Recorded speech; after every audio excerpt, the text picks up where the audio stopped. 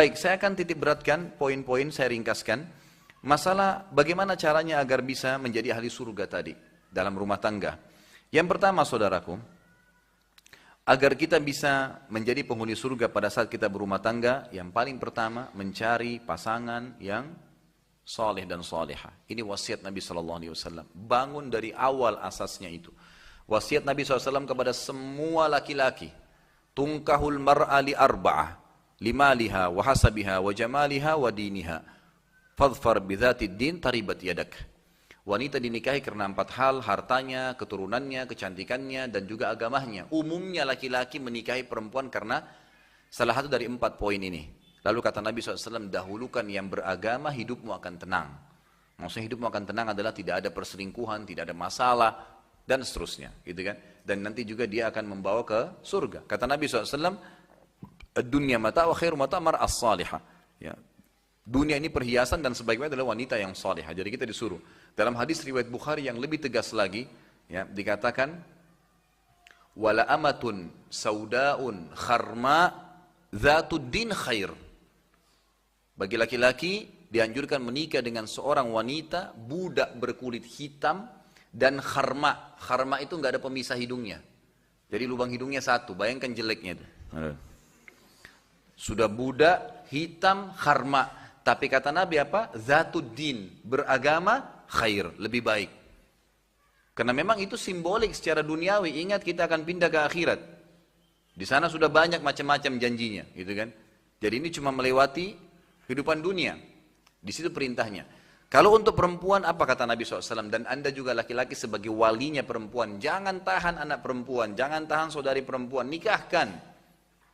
Harus ijazah, harus sarjana, harus begini, harus begitu. Ini semua nggak dibawa, nggak ditanya oleh malaikat ijazahnya dokter atau bukan. Gitu. Yang ditanya itu dia sudah melakukan perintah agama atau tidak.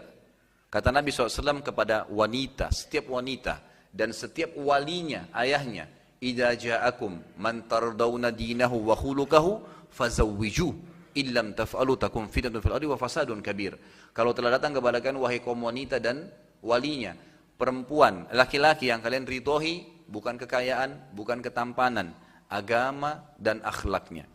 Terima lamarannya, nikahkan dia. Kalau tidak terjadi kerusakan di muka bumi, gitu kan? Begitu. Berapa banyak sahabat yang datang kepada Nabi SAW, lalu kemudian mereka meminta agar Nabi SAW berikan tunjukkan jodoh. Mereka minta ada 2 laki-laki yang ganteng ditunjuk, ini ya Rasulullah, ini ya Rasulullah. Nabi SAW tunjuk Usama bin Zaid. Usama bin Zaid ini anak budaknya Nabi SAW berkulit hitam. Tapi Nabi SAW mengatakan Usama lebih baik kalau kau ingin mengikuti saran saya. Jadi di sini agama, pondasi pertama agama. Teman-teman sekalian tolong difahami. Kita sebagai orang tua kalau sudah punya anak, kalau belum menikah teman-teman yang bujang atau yang gadis juga pegangi masalah ini. Kan itu. Di sini memilih pasangan yang baik dan soleh ini akan menghilangkan banyak sekali PR rumah tangga. Contoh begini, kalau ada yang bertanya kepada saya, Ustadz saya sudah 10 tahun menikah, istri saya nggak mau pakai jilbab. Istri saya nggak mau baik sama saya, nggak mau patuh. Sampai tadi malam saya kaget ada ikhwah yang datang curhat dengan saya di Jakarta. Ustadz, afwan saya ada masalah Ustadz. Kenapa akhi? Saya baru cerai dengan istri. Kenapa kok langsung cerai, ini ada apa? Kebetulan saya lagi mau pulang ke rumah, baiklah kita ketemu di tengah jalan, ada restoran mampir.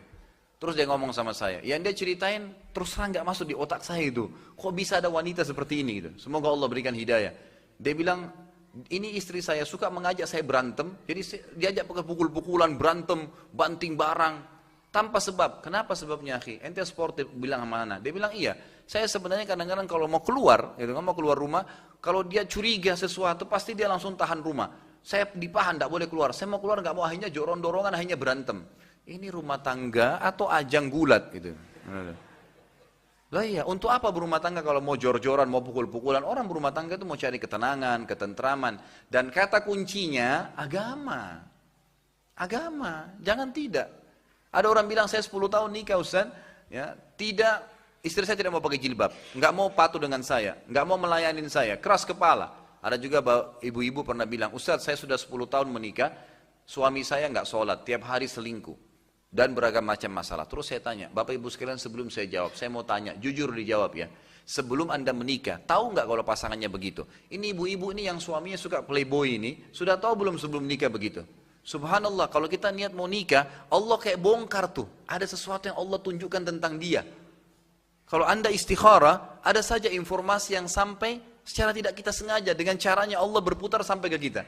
Ternyata memang dia dasarnya sudah playboy, dia suka bohong. Tapi si ibu ini, si ukhti ini karena terlalu suka, karena ganteng lah, karena apalah, simbolik dunia, itu kan kemasan dunia ini, maka dia nggak apa-apa paksain diri. Maka jangan heran kalau terjadi perselingkuhan lagi setelah itu. Ya kan gitu. Tapi kalau orang dasarnya setiap azan ke masjid, sholat, ikut pengajian, ahli ibadah, penuh masjid, Masya Allah, ada anak muda yang baik-baik. Bukan itu diprioritaskan, kenapa? Gitu. Mereka akan menuntun, gitu kan? Mestinya begitu. Sama halnya juga dengan laki-laki. Kadang-kadang cuma fisikal saja yang diprioritaskan. Bukan itu tidak salah. Tetapi kita harus pertemukan dengan masalah agamanya. Ini poin penting. Jadi cara untuk menjadi ahli surga yang pertama dalam rumah tangga mencari pasangan yang soleh dan solehat. Kemudian juga yang kedua adalah harusnya dibentuk di dalam rumah tangga itu ya, ilmu pengetahuan tentang surga dan neraka, majelis ilmu lah pokoknya. Coba ajak pasangan kita terbiasa untuk hadir di majelis ilmu. Kalau suami lagi ikhwah lagi ke masjid musola ada pengajian seperti ini, diajak istrinya. Istri agar pengajian saling bertukar informasi dengan suaminya. Coba begitu. Hidupkan, karena begini tangganya. Ilmu itu akan mendatangkan iman. Iman akan mendatangkan amal saleh. Itu tangganya. Tidak mungkin, mustahil ada orang bisa beramal saleh tanpa iman. Mustahil iman datang tanpa ilmu. Nggak mungkin, jangan mimpi. Ya, ini penting sekali. Jadi hadir di majelis ilmu seperti ini beda. Hadir dan sebelum hadir. Sebelum hadir pasti beda imannya. Jadi ilmu akan mendatangkan iman. Iman akan mendatangkan amal soleh. Akan lebih gencar kita beramal soleh kalau ada ilmunya. Makanya majelis ilmu nggak boleh kosong. Mohon maaf, saya bahasakan saya pribadi ikhwas. Ini bukan riya, nggak ada hubungannya dengan riya. Tapi saya biasa mujahadah diri sendiri. Saya kalau tidak dengar ceramah, walaupun ceramah saya sendiri dalam sehari, saya merasa iman saya drop. Drop iman saya. Padahal kadang-kadang di Jakarta ikhwas, saya punya, dan akhwat sekalian, saya punya ceramah sampai 4 kali. Kadang-kadang saya keluar pagi ada kuliah duha. Sambung lagi siangnya. Sambung lagi maghribnya, sambung lagi asarnya, sambung lagi isyaknya. Gitu kan. Sampai 4 kali. 2 jam semua minimal, berarti 8 jam. Perjalanan dari Jakarta dari satu pengajian itu 1 jam. Berarti sudah habis, ini sekitar 12 jam. Setengah umur saya habis di jalanan dengan itu. Apa yang saya lakukan? Kalau saya duduk pengajian begini, saya sampaikan. Ini sebenarnya manfaatnya lebih besar bagi saya. Pada saat saya review, saya menyampaikan begini, saya sedang review iman saya sendiri. Sambil memberikan manfaat kepada teman-teman sekalian gitu kan. Jedah yang saya duduk di mobil, itu saya gunakan lagi untuk dengar ceramah, dengar tilawah. Tidak ada peluang untuk masuk celah di situ kemaksiatan.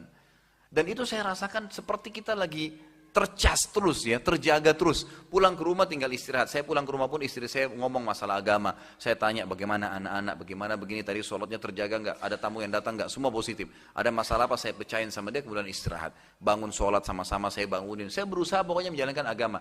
Dan itu sebenarnya tinggal dijaga saja, komitmen. Dan itu bisa dengan ilmu. Ada banyak alhamdulillah di Jakarta pengajian saya mereka berubah. Saya bilang Bapak Ibu sekalian, ada hal-hal mendasar yang tidak bisa kita pertemukan. Begini, pahala itu amal soleh punya kenikmatan.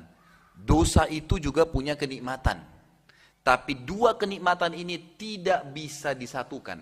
Kalau antum pelimplang, sebentar berpahala, sebentar buat dosa, maka ini tidak jelas statusnya. Tidak pernah merasakan kehusyuan sholat, tidak pernah merasakan nikmatnya ibadah, juga kemaksiatannya setengah-setengah. Gitu.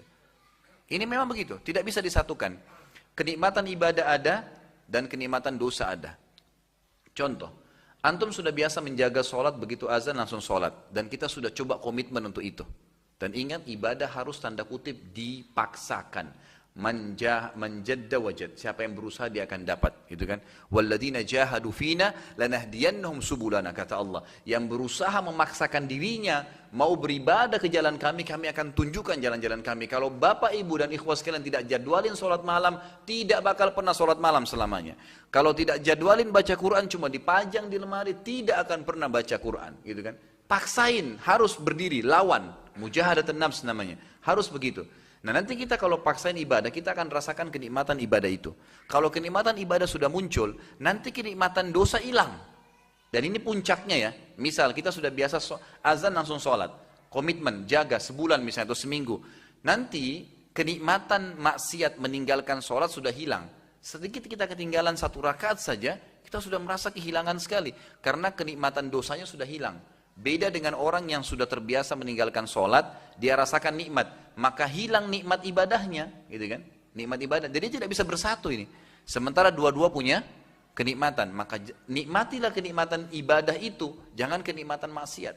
Saya bilang di Jakarta, coba jangan pernah mempertemukan antara Quran sama musik. Tidak bisa ketemu, nggak bisa ketemu. Percaya lisan saya teman-teman sekalian, kalau masih antum dengar musik, tidak akan pernah bisa masuk Quran dalam hati. Mustahil udah. Ini dua benda yang berbentrok, nggak bisa. Saya tuntun jemaah saya di Jakarta, coba Bapak Ibu sekalian praktekin seminggu saja. Habis dari pengajian nih, terasa iman, baik 2 jam dengar ceramah. Setelah itu naik mobil, putar lagi ceramah. Syaitan akan pakai 1001 cara, bisikin. Tadi kan sudah pengajian, sekarang hiburan dong. Padahal Allah sudah mengatakan apa? Ya, zikir kan? Ala bidzikrillah tatmainnul qulub, bukankah dengan zikir hati itu tenang? Sebenarnya kenikmatan tadi kita hadir di pengajian merasa keimanan, itu harus dijaga. Naik di mobil, putar lagi ceramah. Syaitan bisikin apapun, tolak. Syaitan itu gampang, lemah, ditolak saja. Jangan diikutin, gitu kan? Sudah selesai urusannya. Tapi ini memang 2 hal tidak bisa ketemu Bapak Ibu sekalian. Memang tidak bisa. Makanya Abu Bakar wajar mengatakan musik itu adalah mazamirus syaitan. Ya, panah atau paku beracunnya syaitan. Susah sekali bertemu antara itu. Pastikan kalau antum dengar musik tidak bisa dengar Quran. Susah. Kalaupun dengar Quran itu tidak ada kenikmatannya. Tidak ada ceritanya kita mau nangis karena dengar ayat itu susah. Gitu kan? Tapi kalau komitmen Quran aja terus, maka nanti ini akan hilang kenikmatannya. Kita merasa nggak enak. Subhanallah, ada jemaah saya ikut haji sama saya kemarin di Makassar, pengusaha marmer. Dan dia bilang sama saya, waktu saya naik di mobilnya terakhir kemarin, sudah berubah luar biasa, Masya Allah. Dia sudah pelihara jenggot, dia sudah berubah, banyak hal. Ditinggalin semua yang berhubungan dengan masalah riba, banyak perubahan yang luar biasa. Dia duduk sama istrinya di mobil dengan saya, kebetulan diajak makan waktu itu. Kemudian saya tanya, bagaimana perasaannya sekarang setelah lama tidak dengar musik? Dia bilang, Ustadz, setelah saya ikuti nasihat Ustadz untuk tinggalin musik sama sekali, saya dengar Al-Quran saja, terus dari Quran ke ceramah. Awalnya memang agak jenuh, syaitan kadang-kadang godain, tapi seminggu, sebulan. Sekarang terbalik Ustadz, kalau saya putar musik saya berpikir, kok bodoh benar dulu saya dengar ini ya. Yang satu teriak, yang satu sedih, yang satu kata cinta, yang satu selingkuh, yang satu ini. Nggak ada manfaatnya, minimal nggak ada pahalanya. Dengar Quran 1 huruf 10 pahala, ngapain kita harus begitu?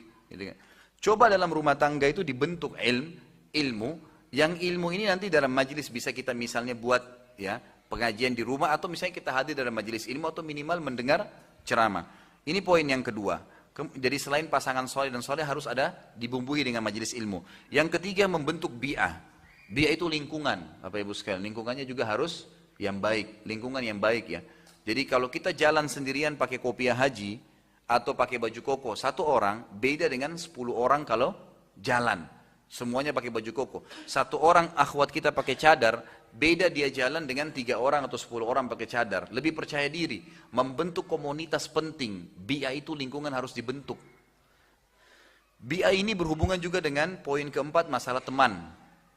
Saya sering kasih contoh begini. Mohon maaf kalau teman-teman masih ada yang merokok, saya bahasakan ini. Mudah-mudahan bisa menjadi inspirasi gitu kan. Sebenarnya itu kan masalah sugesti saja, masalah sugesti. Ada teman-teman di Jakarta banyak tinggalkan rokok gara-gara saya bahasakan ini. Kalau saya tanya teman-teman yang masih merokok, kenapa Anda merokok? Jawabannya selalu, kalau saya tidak merokok, tidak bisa berpikir. Kalau saya tidak merokok, saya tidak percaya diri. Jadi sebenarnya dia sedang menggantung kepercayaan dirinya di 1 batang rokok itu. Ini kan pemahaman yang keliru gitu kan. Semestinya dia ganti itu. Maksudnya sugestinya ke hal-hal yang positif, jangan ke situ gitu kan, jangan ke situ. Sekarang kalau saya tidak merokok, teman-teman sekalian, saya berteman dengan 10 orang perokok. Kira-kira apa yang terjadi? Saya nggak mau merokok, saya nggak perokok sama sekali. Tapi teman saya ini semua baik-baik kok, cuma merokok semua. Kira-kira seperti apa kejadiannya? Hari pertama, hari kedua minimal saya tercium bau asap rokoknya. Seminggu kemudian mereka akan bilang apa? Coba aja sebatang, yang penting tahu rasanya. Sebulan sudah terbiasa merokok. Setahun buka kios rokok. Gitu kan. Kalau saya tidak bisa baca Quran, huruf hijaiyah pun saya nggak tahu. Bodoh sekali Al-Quran. Tapi teman saya 10 penghafal Quran.